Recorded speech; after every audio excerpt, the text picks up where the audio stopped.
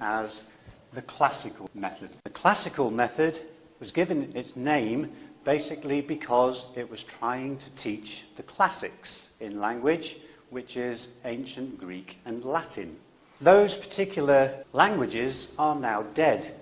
This methodology was probably started somewhere around the 17th century. And the purpose of this particular methodology was for scholars to be able to translate old Greek and Latin texts into their particular language. If we take the language that we usually speak, our native language, that is often given the designation L1. And the language that we are trying to translate that to, let's call it the target language, is given the designation L2.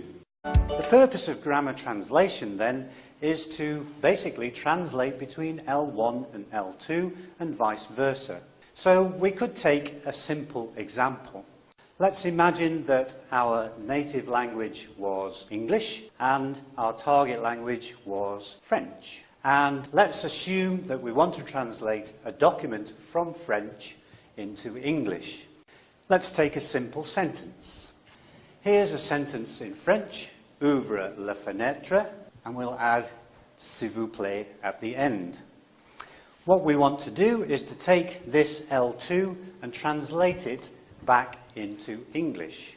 Now, if we have a reasonable knowledge of French, then we may well know that this particular verb, ouvre, to open, translates directly. And this female form of the, and finally the fenêtre, open the window, and this polite form of please.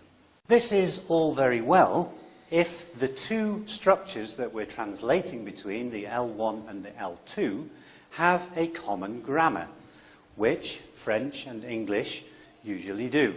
However, one problem that we do get with this particular classical method is that if the grammar structures are not the same, then it's very difficult to translate between the two.